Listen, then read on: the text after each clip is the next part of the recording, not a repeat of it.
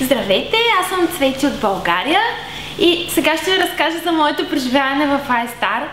Значи всичко започна съвсем случайно, разбрах по абсолютно случайен начин, че изобщо съществува такава клиника и то в Истанбул.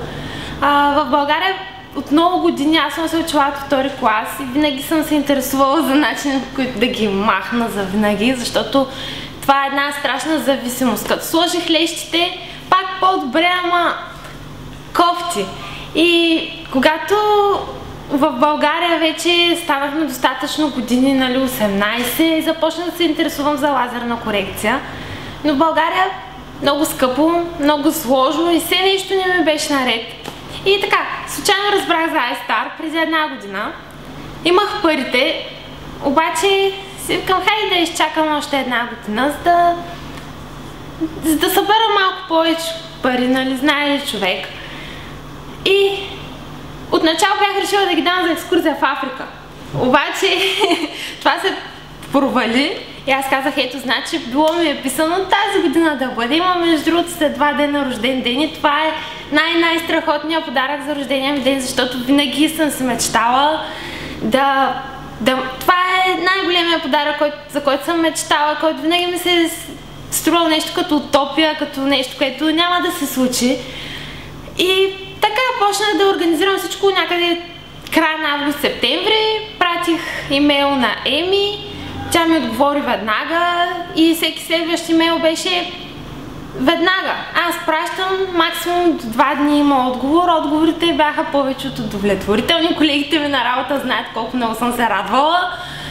Когато получавам имейл, че ето резервацията ви е готова, дори с екскурзия за 19. Това беше най-щастливия ден в живота ми, когато получих този имейл. Всъщност не е най-щастливия. Днес е най-щастливия ден, защото вече виждам абсолютно кристално. Страхотно. Вчера беше прегледа. Много ме беше страх дали ще ме одобрят за операция. Бях убедена, че стигнали до операция, тя ще е добре.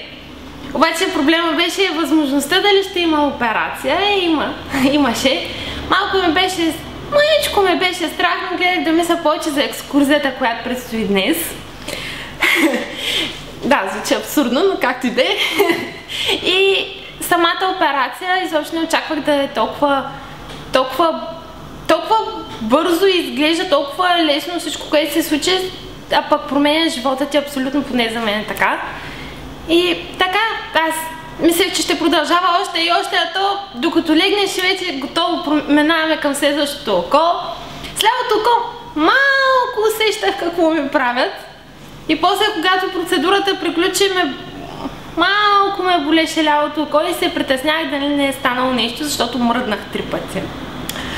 Но резултатът е очевиден, виждам и с двете очи, абсолютно перфектно. За първи път виждам цифрите без машина. В смисъл, сядаш на прегледа и трябва да кажеш и 3-те реда и за първи път виждам последния ред без очила, без стъкла, без нищо, което е най-страхотно. Поздравявам целия екип на iStar, защото ми направиха най-големия подарък. Благодаря ви!